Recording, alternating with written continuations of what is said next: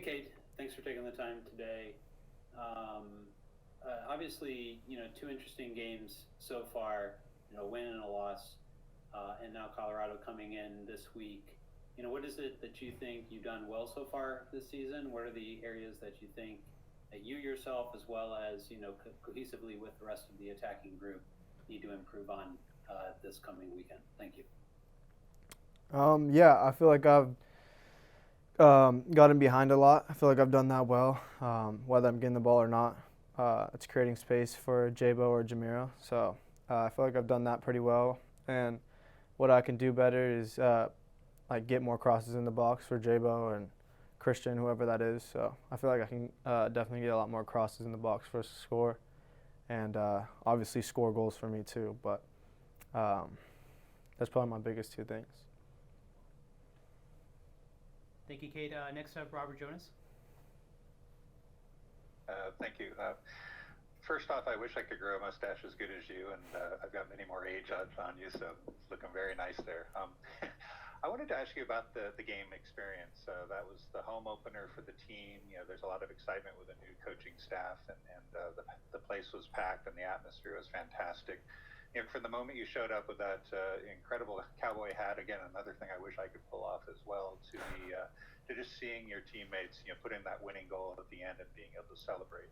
What was that day like for you, that home opener? Like you said, it was a great atmosphere. It was a really cool thing. Everyone was excited. New coach. I think it was a really good start for us. And you could tell, like all the guys were like in the locker room. You could just feel a different type of energy, and I think that went onto the field too.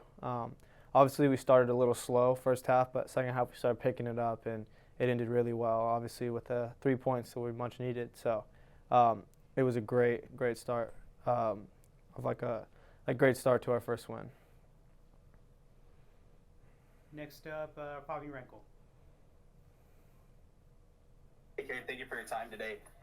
With your brother Chance getting a whole bunch of L-Tree call-ups, what would it mean for you and your family to see Chance be called up to the same national team you play on for, so the United States? Thank you. Yeah, he's actually at a U.S. camp right now, so it means a lot to represent the U.S., and everyone was really excited. But it's kind of the same thing when he goes to Mexico. It's kind of the same excitement. It's still a national team, so it's great to see him play with the U.S. though and get his first call-up. Thank you. Let's do a couple more. Marco Yakovich. Go ahead, Marco. Hey, Kate, thanks for taking the time to talk to us today. I like what I like about your guys' offensive attack, and you have playmakers like Espinoza and Montero, and then you and Jeremy are good strikers out there.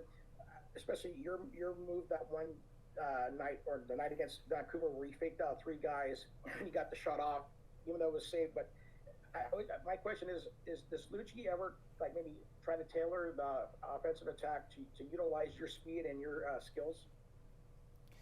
Like, does he, what do you mean, like what he tells us to do? Well, in the fact that, trying to get you maybe a little more open space when he talks to, like Espinoza and those guys, because, you're one of the fastest guys on the team. I just think, with your playmaking ability, if you have more space available to you, you'd be able to, create more offense. That's kind of where I'm going with this. Yeah, for sure. I mean, he's always going over film with me and all of our front three, and he tries to use my speed a lot to make runs in behind and create space for either I get the ball in a great chance like I did in the games, or I create space for my teammate. So he wants me running in behind all the time, so it's really effective. Let's go back to Robert Jonas for a second question. Thanks, Cade. You have another opponent this week that's coming into PayPal Park. They're looking for their first win. Have that first win and hopefully the momentum to go with it. What are some of the challenges that you and the offense have been preparing for this week when it comes to facing Colorado this Saturday? Yeah, I mean, like you said, they're going to be eager to get their first win, so they're going to play under that and play a lot harder, and it's an away game, so it's really important for them too in the same conference. I feel like they're going to come out flying, so we need to be ready for that. And I think we'll definitely be well prepared for it. We're already training for them today, so it should be a great game. Thank you. And let's close with one more from Jamin Moore. Okay, thanks for taking another. One of the things that I've noticed teams are doing with you a lot more is they see you as a threat, so they bring a double team to you, and if they can get you back to goal, they like to try to do that. But sometimes when you get faced forward on them, you can really take them on. Is that a trend that you've noticed that teams are doing? And how are you talking with the coaching staff and the teammates about how to handle those double teams when they come? Thank you. Yeah, I mean that's just part of the game. They know I'm going to run in behind, so you can tell like the center back is sliding over to drop, or the fullback just doesn't go forward at all. Like last game, he just drops back the whole time. So yeah, it is a little frustrating because I don't touch the ball as much. But if that means I'm creating more space for Jamiro that's behind me, or Miguel to have more time on the ball, it makes it even better for us. So really, that's just we kind of try and find the open guy when that happens.